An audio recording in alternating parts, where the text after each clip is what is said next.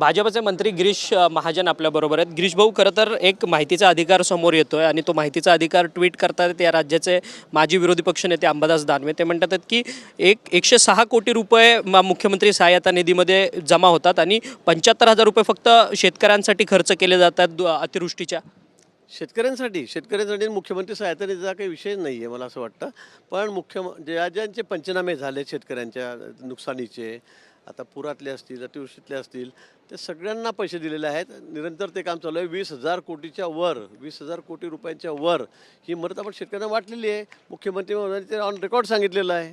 म्हणून मला असं वाटतं 75,000 खर्च झाले, इतके खर्च झाले, या गोष्टीला मला वाटतं कुठलाही आधार नाही आहे आणि असं फेक स्टेटमेंट मला वाटतं त्यांनी तरी करू नये। त्यांच्याकडनं अजून एक दावा करण्यात येतोय की लवकरात लवकर निवडणुका घेण्याचा घाट हा मुख्यमंत्र्यांकडनं आखण्यात येतोय, कारण की त्यांना डावोसला जायचं आहे। डावोसला जाण्याच्या अगोदर या सगळ्या निवडणुका मोकळ्या करायच्या त्यांना महानगरपालिकेत। कळत नाही काय काय असं स्टेटमेंट का का करू शकतात, कसं करतात, हास्यास्पद आहे। आता निवडणुका किती वर्षाला थांबलेल्या आहेत सगळ्या स्थानिक स्वराज्य संस्थांच्या। आता लोकही कंटाळलेले आहेत, बाबा केव्हा या निवडणुका होतील, केव्हा सगळ्यांना आम्हाला न्याय मिळेल, कार्यकर्ते। आणि असं असताना निवडणुका लवकर व्हाव्यात म्हणून सुद्धा ते ओरड करतायत। आता निवडणुका घ्यायला तारखांना सुरुवात झाली तर आता म्हणतात ते मुद्दाम लवकर घेत आहेत। असं कसं बोलू शकतात? काहीतरी आपण एका जबाबदार पदावर राहिलेलो आहोत आता जरी नसले तरी, पण आपण थोडं जबाबदारीने बोललं पाहिजे। उगाच काहीतरी फेक नरेटिव्ह पसरायचं, काहीतरी खोटं बोलायचं, हे कशासाठी आहे? निवडणुका झाल्या पाहिजे सगळ्या महाराष्ट्राचं म्हणणं आहे।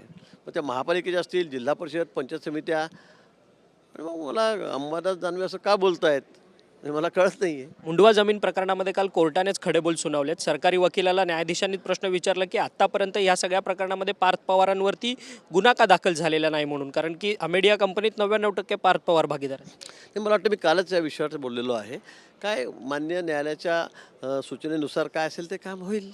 धन्यवाद, तुम्ही आमच्याशी बातचीत केली। मंत्री गिरीश महाजन आपल्याबरोबर होते। गिरीश भाऊंनी सांगितलं की अंबादास दानवे अशा पद्धतीने का दावे करत आहेत हे आम्हालाच कळत नाही आहे। खरं तर विरोधी बाकावरती आहेत, त्यामुळे कोणत्याही प्रकारचे हे उत्तरं त्यांच्याकडनं काही प्रश्न उपस्थित करायचे आहेत, त्यामुळे अशा पद्धतीचे प्रश्न जे आहेत ते उपस्थित करत आहेत असं गिरीश भाऊ महाजन यांनी आपल्याशी बोलताना व्यक्त केलं। व्हिडिओ जर्नलिस्ट रोहनसह अक्षय मंगणी, TVN मराठी, नागपूर।